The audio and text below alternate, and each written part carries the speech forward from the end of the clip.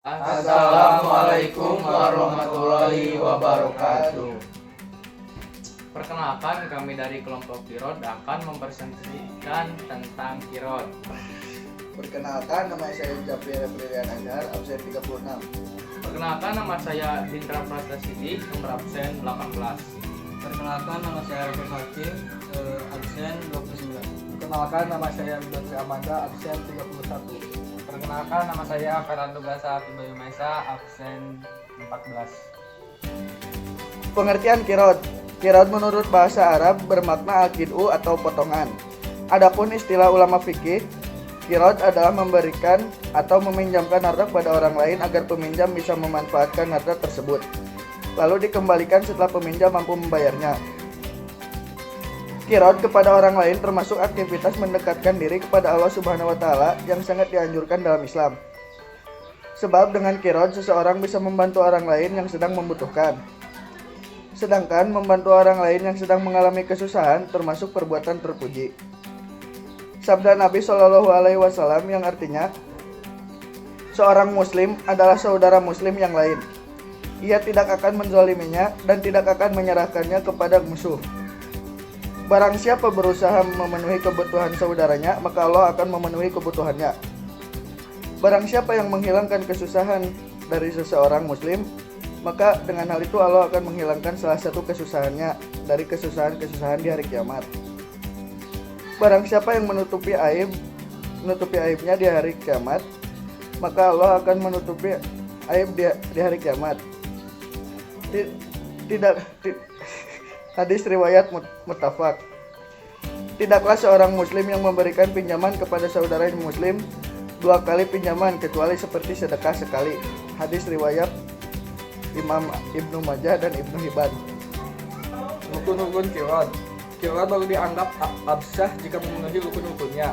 Rukun kirod adalah sebagai berikut: 1. Pemberi pinjaman. 2. Penerima pinjaman. 3. Harta yang dipinjamkan. 4. Ijab qabul. Syarat-syarat pemberi dan penerima pinjaman. Pemberi dan penerima pinjaman disyaratkan berakal. Kirod yang dilakukan oleh orang gila atau orang yang lemah, akalnya tidak dianggap absah. Firman Allah Subhanahu wa Ta'ala yang artinya, dan janganlah kamu berikan hartamu itu kepada orang-orang yang bodoh, dan harta itu dijadikan Allah untukmu sebagai pokok penghidupan. Quran Surat An-Nisa ayat 5. Transaksi dilakukan atas kehendak dan kerelaan dirinya sendiri. Kirot dianggap tidak sah jika dilakukan dengan paksaan. Sabda Nabi Shallallahu Alaihi Wasallam yang artinya, sesungguhnya jual beli itu baru dianggap sah jika berdasarkan kerelaan. Hadis riwayat Ibnu Hibban dan Ibnu Majah. Keadaan pemberi hutang dan pengutang bukanlah yang bodoh dalam hal muamalah. Setelah mencapai usia balik, kirot yang dilakukan oleh anak kecil dianggap tidak sah. Syarat-syarat barang yang dipinjamkan. Pertama, barang yang dipinjamkan bukan termasuk barang homer dan najis, seperti anjing, babi, homer, bangkai darah berhala, dan lain sebagainya. Kedua, barang yang dipinjamkan dapat dikuasai dan substansinya telah jelas dan benar. Tidak absah kirod pada binatang yang sedang lari, ikan yang berada di dalam air, janin yang ada di dalam perut, dan lain sebagainya.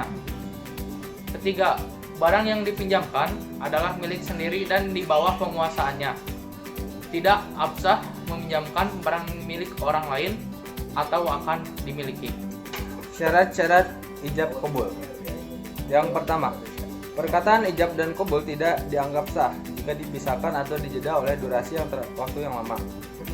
Yang kedua, ijab dan qabul tidak boleh disela dengan perkataan atau ucapan-ucapan lain yang bisa merusak keabsahan ijab dan qabul.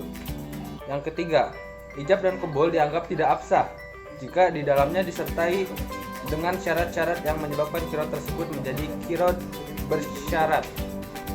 Baik syarat tersebut berwujud perbuatan, seperti jika pemberi pinjaman mengatakan, "Saya pinjamkan barang ini, setelah barang ini saya pakai selama 1 bulan." Atau persyaratan waktu, seperti jika pemberi pinjaman mengatakan, "Saya pinjamkan barang ini setelah seminggu lagi," atau 2 bulan lagi. Larangan mengambil manfaat dari qirad. Qirad ditujukan untuk mendekatkan diri kepada Allah SWT dan menolong orang lain yang sedang membutuhkan. Qirad tidak ditujukan untuk mengeksploitasi atau menzalimi peminjam. Orang yang memberikan pinjaman tidak diperkenankan mengambil manfaat dari harta yang ia pinjamkan kepada orang lain. Begitu juga sebaliknya, orang yang menerima pinjaman tidak diperkenankan mengembalikan kepada pemberi pinjaman lebih dari yang dipinjamkan kepadanya. Ketentuan ini didasarkan pada kaidah fikih. Setiap pinjaman yang menarik manfaat adalah riba. Orang yang meminjam tidak diperkenankan menyerahkan harta atau barang miliknya kepada pemberi pinjaman agar ia bisa memanfaatkan harta atau barang tersebut. Pemberi pinjaman tidak boleh meminta kepada peminjam untuk mengembalikan hutang dengan disertai tambahan, seperti yang dipraktikkan oleh bank-bank konvensional dengan menarik tambahan sebesar sekian persen dari total pinjaman. Tambahan yang dikenakan atas pinjaman seperti ini termasuk riba yang diharamkan oleh Islam. Sekian dari kami.